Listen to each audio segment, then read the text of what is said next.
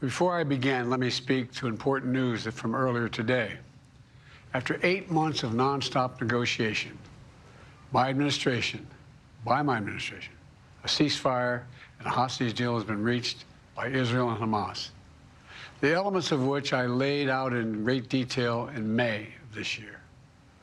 This plan was developed and negotiated by my team and will be largely implemented by the incoming administration. That's why I told my team to keep the incoming administration fully informed, because that's how it should be, working together as Americans. This will be my final address to you from the American people, from the Oval Office, from this desk as president. And I've been thinking a lot about who we are and maybe more importantly, who we should be. Long ago in New York Harbor, an iron worker installed beam after beam, day after day. He was joined by steel workers, stonemasons, engineers. They built not just a single structure, but a beacon of freedom. The very idea of America was so big, we felt the entire world needed to see. The Statue of Liberty, a gift from France after our Civil War. Like the very idea of America, it was built not by one person, but by many people, from every background and from around the world. Like America, the Statue of Liberty is not standing still. Her foot literally steps forward atop a broken chain of human bondage.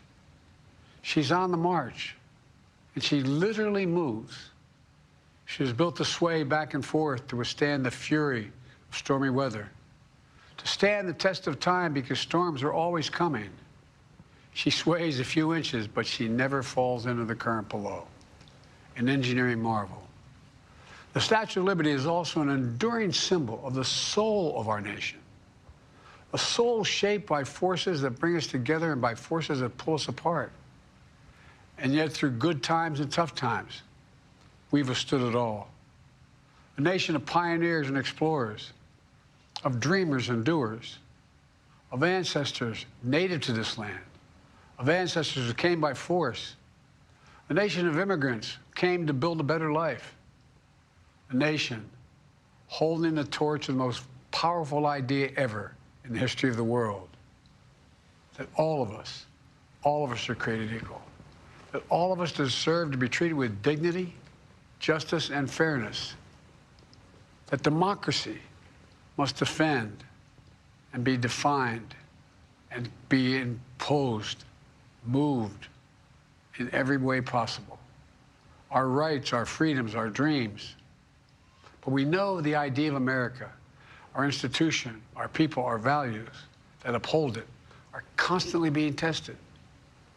Ongoing debates about power and the exercise of power, but whether we lead by the example of our power or the power of our example, whether we show the courage to stand up to the abuse of power or we yield to it. After 50 years at the center of all of this, I know that believing in the idea of America means respecting the institutions that govern a free society, the presidency, the Congress, the courts, a free and independent press, institutions that are rooted, they just might not reflect the timeless words, but they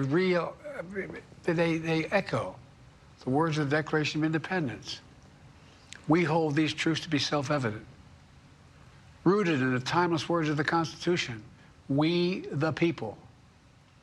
Our system of separation of powers, checks and balances, it may not be perfect, but it's maintained our democracy for nearly 250 years, longer than any other nation in history that's ever tried such a bold experiment. In the past 4 years, our democracy has held strong. And every day I've kept my commitment to be president for all Americans through one of the toughest periods in our nation's history. I've had a great partner in Vice President Kamala Harris. It's been the honor of my life to see the resilience of essential workers getting us through a once-in-a-century pandemic, the heroism of service members and first responders keeping us safe, the determination of advocates standing up for our rights and our freedoms instead of losing their jobs to an economic crisis that we inherited, millions of Americans now have the dignity of work. Millions of entrepreneurs and companies creating new businesses and industries, hiring American workers, using American products. And together, we've launched a new era of American possibilities. One of the greatest modernizations of infrastructure in our entire history, from new roads, bridges, clean water, affordable high-speed internet for every American. We invented the semiconductor, smaller than the tip of my little finger, and now is bringing those chip factories and those jobs back to America where they belong, creating thousands of jobs. Finally, giving Medicare the power to negotiate lower prescription drug prices for millions of seniors. And finally, doing something to protect our children and our families by passing the most significant gun safety law in 30 years and bringing violent crime to a 50-year low, meeting our sacred obligation to over 1 million veterans so far who are exposed to toxic materials, and to their families, providing medical care and education benefits and more for their families. You know, it will take time to feel the full impact of all we've done together. But the seeds are planted, and they'll grow and they'll bloom for decades to come. At home, we've created nearly 17 million new jobs, more than any other single administration, a single term. More people have health care than ever before. And overseas, we've strengthened NATO. Ukraine is still free. And we pulled ahead of our competition with China, and so much more. I'm so proud of how much we've accomplished together for the American people. And I wish the incoming administration success, because I want America to succeed. That's why I've held my duty to ensure a peaceful and orderly transition of power, to ensure we lead by the power of our example. I have no doubt that America is in a position to continue to succeed. That's why my farewell address tonight, I want to warn the country of some things that give me great concern. This is a dangerous concentration, and that's a dangerous concentration of power in the hands of a very few ultra-wealthy people. And the dangerous consequences if their abuse of power is left unchecked. Today, an oligarchy is taking shape in America of extreme wealth, power, and influence that literally threatens our entire democracy, our basic rights and freedoms, and a fair shot for everyone to get ahead. We see the consequences all across America, and we've seen it before, more than a century ago. But the American people stood up to the robber barons back then and busted the trusts. They didn't punish the wealthy, just made the wealthy play by the rules everybody else had to. Workers want rights to earn their fair share. You know, they were dealt into the deal, and it helped put us on a path to building the largest middle class, the most prosperous century any nation in the world has ever seen. We've got to do that again. In the last 4 years, that is exactly what we've done. People should be able to make as much as they can, but play by the same rules, pay their fair share of taxes. So much is at stake. Right now, the existential threat of climate change has never been clearer. Just look across the country, from California to North Carolina. That's why I signed the most significant climate and clean energy law ever in the history of the world, and the rest of the world is trying to model it now. It's working, creating jobs and industries of the future. Now, we've proven we don't have to choose between protecting the environment and growing the economy. We're doing both. The powerful forces want to wield their unchecked influence to eliminate the steps we've taken to tackle the climate crisis, to serve their own interest for power and profit. We must not be bullied into sacrificing the future of our children and our grandchildren. We must keep pushing forward and push faster. There's no time to waste. It's also clear that American leadership in technology is an unparalleled source of innovation that can transform lives. we see the same dangers of the concentration of technology, power, and wealth. You know, his farewell address, President Eisenhower spoke of the dangers of the military-industrial complex. He warned us then about, and I quote, the potential for the disastrous rise of misplaced power, end of quote. 6 decades later, I'm equally concerned about the potential rise of a tech-industrial complex that could pose real dangers for our country as well. Americans are being buried under an avalanche of misinformation and disinformation, enabling the abuse of power. The free press is crumbling. Editors are disappearing. Social media is giving up on fact-checking.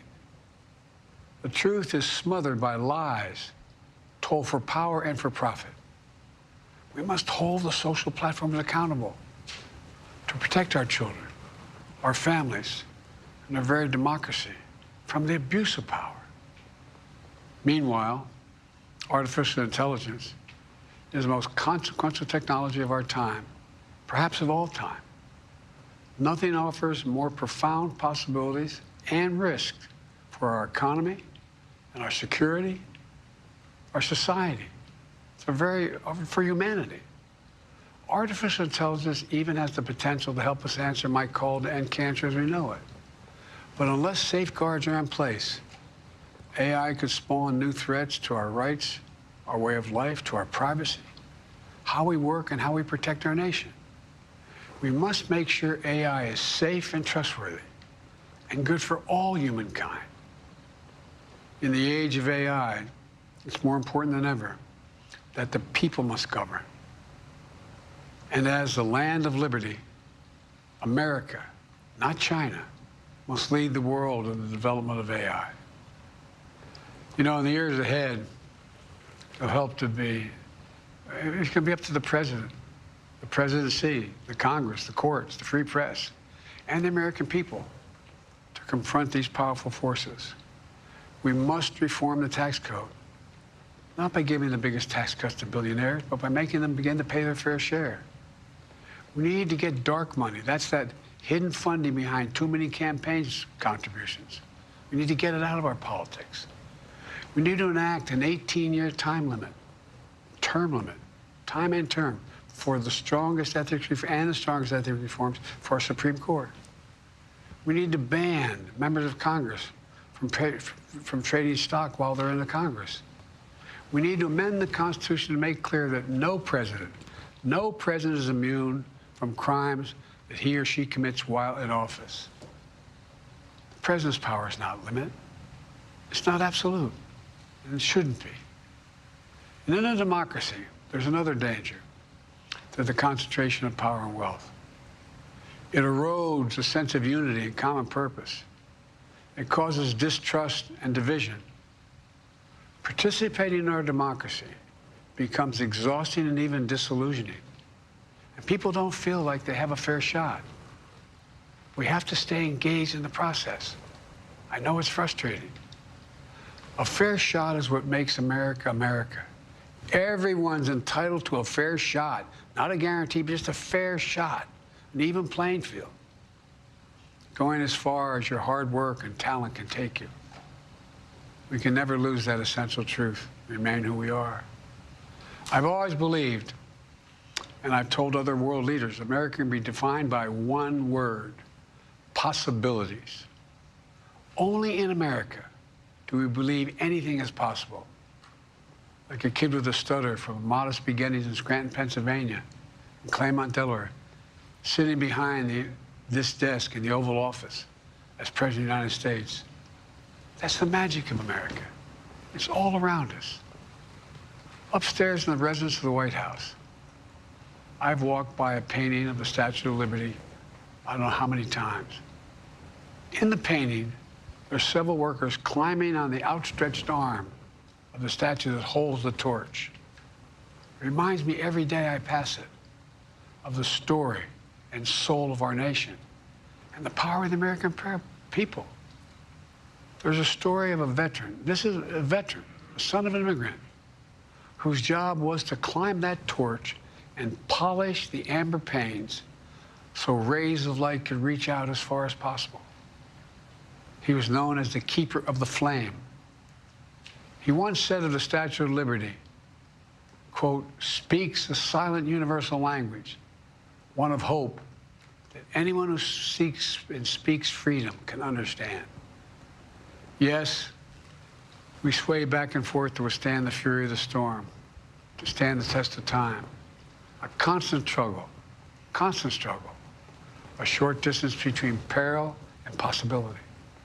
But what I believe is the America of our dreams is always closer than we think. And it's up to us to make our dreams come true. Let me close by stating my gratitude to so many people, to the members of my administration, as well as public service and first responders across the country and around the world. Thank you for stepping up to serve. To our service members and your families, it's been the highest honor of my life to lead you as Commander-in-Chief. And of course, to Kamala and our incredible partner, the historic Vice President. She and Doug have become like family. And to me, family's everything. My deepest appreciation to our amazing First Lady who was with me in the Oval today, for our entire family. You're the love of my life and the lives of my love. My eternal thanks to you, the American people. After 50 years of public service, I give you my word. I still believe in the idea for which this nation stands. A nation where the strengths of our institutions and the character of our people matter and must endure. Now it's your turn to stand guard. May you all be the keeper of the flame. May you keep the faith. I love America. You love it too. God bless you all. May God protect our troops. Thank you for this great honor. President Biden at